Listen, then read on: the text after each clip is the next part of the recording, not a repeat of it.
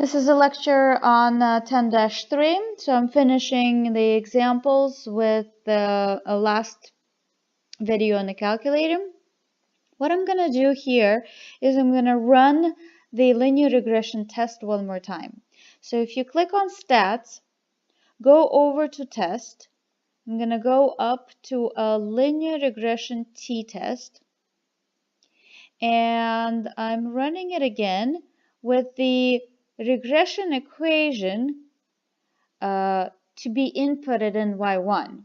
So I'm going to go back into vars, over to yvars, click on function, and enter Y1. And then I'm going to calculate.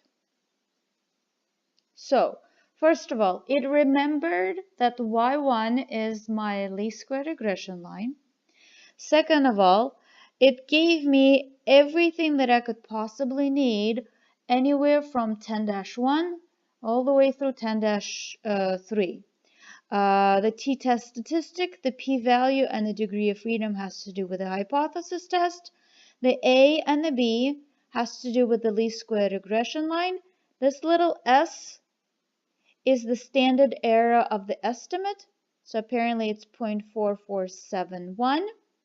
The r squared is the standard error is part of 10-3. R squared is the coefficient of determination, meaning 0.96. What that means with some decimal places. If you when you're writing these down, you probably want to include a few more decimal places. What this means is about 96% of points are explained by the least square regression line, so it's really, really good. And R is your coefficient, is your correlation coefficients. That one is described in 10-1. So the fact that it's a positive R will tell me that it is a positive correlation, because R squared will not carry on the sign because it's a square. So positive squared is positive, negative squared is also positive. So the R squared is a percentile. The R will actually give you positive versus negative.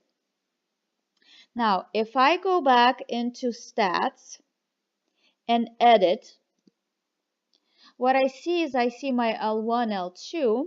Now, because I have my Y1 in there, you can actually create a list of residuals by going up to L3. So what I did is I'm going to go up, push enter,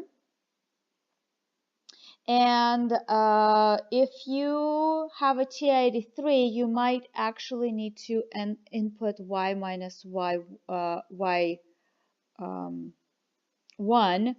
And please let me know if you have any questions on your TI-83.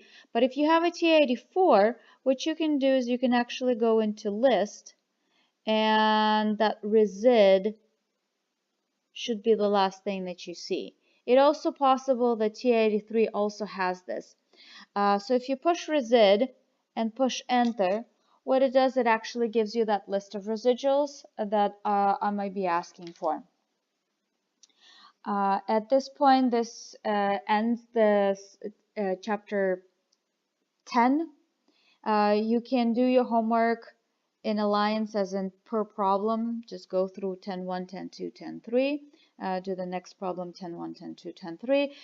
And labeling isn't as vital as in the previous sections.